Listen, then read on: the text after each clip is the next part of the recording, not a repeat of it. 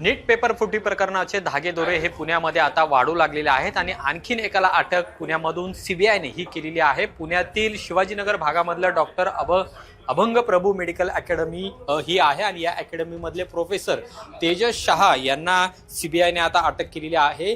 या अकॅडमी मध्ये जे तेजस शहा याची केबिन आहे, या केबिन मध्ये आपण आहोत आणि हीच केबिन, याच केबिन मध्ये तेजस शहा हा बसायचा आणि याच केबिन मधले काही डॉक्युमेंट्स आणि त्याचा फोन आहे तो सुद्धा आता सीबीआयने ताब्यात घेतलेला आहे। आपण पाहतोय या फोनचे जे कव्हर्स आहेत ते ठेवलेले आहेत, मात्र फोन आता सीबीआयने ताब्यात घेतलेला आहे। काय हार्ड डिस्क होत्या त्या सुद्धा सीबीआयने जप्त केलेल्या आहेत। इलेक्ट्रॉनिक गॅजेट यामध्ये काही प्रमाणात जप्त केलेला आहेत, पण लॅपटॉप मात्र या ठिकाणी आपल्याला आहे तसंच पाहतोय। पण जो आयपॅड आहे तो सुद्धा सीबीआयने ताब्यात घेतलेला आहे। हीच या शहाची केबिन आहे आणि याच शिवाजीनगर भागातली ही डॉक्टर अभंग प्रभू अकॅडमी आहे, मेडिकल अकॅडमी आहे आणि यामध्ये म्हणजे मनीषा हवालदार यांना जे सीबीआयने अटक केलेली आहे त्या तपासामधून या शहाचं नाव आहे ते समोर आलेलं आहे। हवालदार याच्याकडून या शहाने पेपर हे घेतल्याचं समोर आलेलं आहे।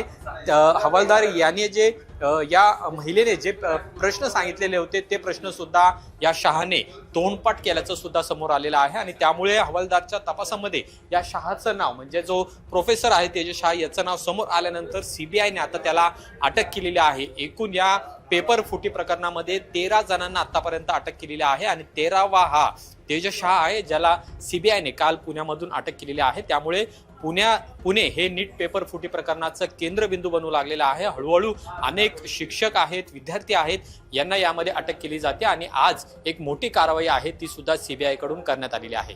कॅमेरामन रोहित वनकट्टेसह अमोल धर्माधिकारी, LS मराठी, पुणे।